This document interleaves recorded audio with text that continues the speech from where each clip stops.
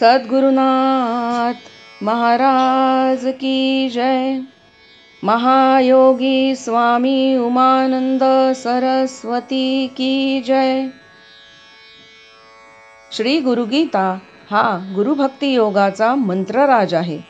कलियुगात संसार सागर तरुण जाण्यासाठी हा महामंत्र गुरुदेवांनी स्वाध्याय म्हणून दिला आहे.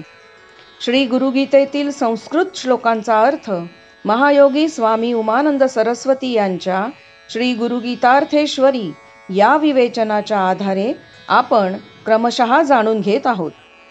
आजचा श्लोक आहे 152. सर्व उपासकांनाही सिद्धिप्रद.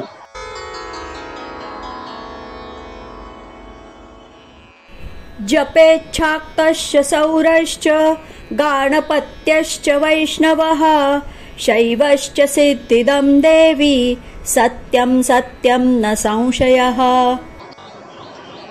हे देवी, शक्तीचे उपासक, सूर्योपासक, गणपती, विष्णू, शिव आदी सर्व भिन्न देवदेवतांचे उपासक असतील तरी त्यांनाही श्री गुरुगीता सिद्धिप्रद होते. यात मुळीच संशय नाही.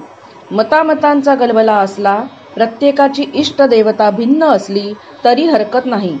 श्री गुरुगीता जप प्रत्येकाच्या मतानुसार, आग्रहानुसार उपास्य दैवत सोडावे न लागता ज्याच्या त्याच्या भावानुसार उपासना बंद न करता श्री गुरुगीता पाठाने सर्व सिद्धी प्राप्त होतात. पंथ भिन्न, मार्ग अनेक, मते भिन्न, दैवते कित्येक, उपासना तऱ्हेतऱ्हेच्या असल्या तरी बिचकायला नको. समुद्र सर्व नद्यांना सामावून घेतो, लाट तरंग बुडबुड्यांना आधार देतो. तद्वत श्री गुरुगीता बाह्य भेद, भिन्नता, अनेकता बाजूला न सारता मिलाफ करून, अंतर्भूत करून सर्वांसाठी एकच उपाय योजना करते. अभेद योग शिकवते. जसे निधर्मी व सर्वधर्मी ह्या शब्द प्रयोगात फरक आहे.